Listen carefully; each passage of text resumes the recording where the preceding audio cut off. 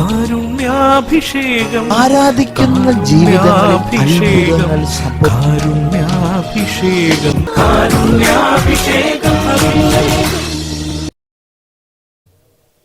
ഈശോയിൽ ഏറ്റവും പ്രിയമുള്ളവരെ, നമ്മൾ മറിയത്തെ കാണുകയുണ്ടായി. ലാസറിൻ്റെ സഹോദരിയായ മറിയം കർത്താവിൻ്റെ മുഖത്ത് നിന്ന് വചനങ്ങൾ പഠിക്കുകയായിരുന്നു. കർത്താവിൻ്റെ മുഖത്ത് നോക്കി പാദാന്തികത്തിലിരുന്ന് പഠിക്കുകയാണ്. അപ്പോൾ രണ്ടാമത് ഈ മറിയത്തെ നമ്മൾ കാണുന്നത് യോഹന്നാൻ്റെ സുവിശേഷം 11-ാം അധ്യായം 32-ാമത്തെ വാക്യത്തിലാണ്. തൻ്റെ സഹോദരൻ മരിച്ചിട്ട് മറിയം ചെന്നിരിക്കുന്നത് ഇവിടെയാണ്, ഭവനത്തിലായിരുന്നു. കർത്താവ് വന്നപ്പോൾ കർത്താവിൻ്റെ പാദാന്തികത്തിൽ പോയിരുന്നു. അവൾ എന്ത് പറയുന്നു? തൻ്റെ സങ്കടങ്ങൾ പറയുകയാണ്. നമ്മുടെ ജീവിതത്തിൽ നമുക്കൊരുപാട് സങ്കടങ്ങളും വേദനകളൊക്കെ ഉണ്ട്. നമ്മൾ പലപ്പോഴും നമുക്ക് ഏറ്റവും അടുത്തുള്ളവർ, നമുക്ക് സ്നേഹിതർ, വിശ്വസ്തർ, അവരോട് നമ്മൾ പറയും നമ്മുടെ സ്വകാര്യ സങ്കടങ്ങളും ദുഃഖങ്ങളൊക്കെ. പക്ഷെ നമ്മൾ ശരിക്കും പറയേണ്ടത് ആരോടാണ്? മറിയം ചെയ്തത്, മറിയത്തിൻ്റെ സഹോദരൻ ഈശോയുടെ ഏറ്റവും നല്ല സുഹൃത്താണ്. അപ്പോൾ ഒരുപാട് സങ്കടമുണ്ട്. ദൈവത്തിന് അസാധ്യമായിട്ട് ഒന്നില്ല എന്ന് ആർക്കറിയാം? മറിയത്തിനറിയാം. പക്ഷെ മറിയം പോയി എവിടെ ഇരുന്നു? കർത്താവിൻ്റെ പാദാന്തികത്തിൽ. നമ്മുടെ സങ്കടങ്ങൾ വരുമ്പോൾ നമ്മൾ കർത്താവിൻ്റെ അടുത്ത് പോയിരിക്കണം.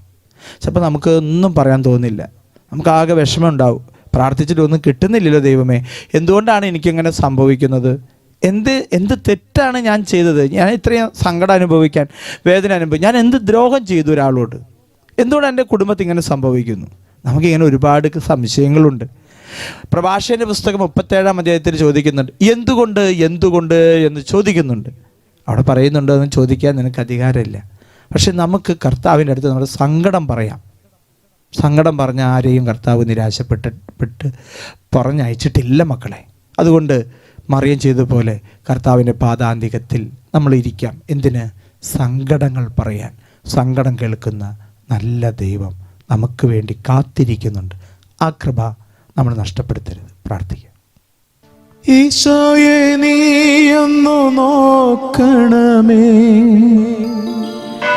സങ്കടമെല്ലാം കാണണമേ, കൈനീട്ടി എന്നെ തഴുകണമേ,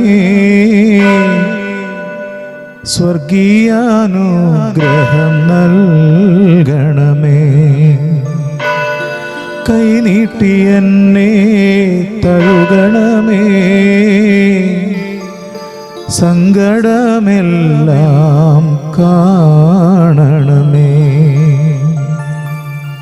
പരിശുദ്ധ പരമദിവ്യകാരുണ്യത്തിന് എന്നേരവും ആരാധനയും സ്തുതിയും പുകഴ്ചയും ഉണ്ടായിരിക്കട്ടെ. പരിശുദ്ധ പരമദിവ്യകാരുണ്യത്തിന് എന്നേരവും ആരാധനയും സ്തുതിയും പുകഴ്ചയും ഉണ്ടായിരിക്കട്ടെ. പരിശുദ്ധ പരമദിവ്യകാരുണ്യത്തിന് എന്നേരവും ആരാധനയും സ്തുതിയും പുകഴ്ചയും ഉണ്ടായിരിക്കട്ടെ.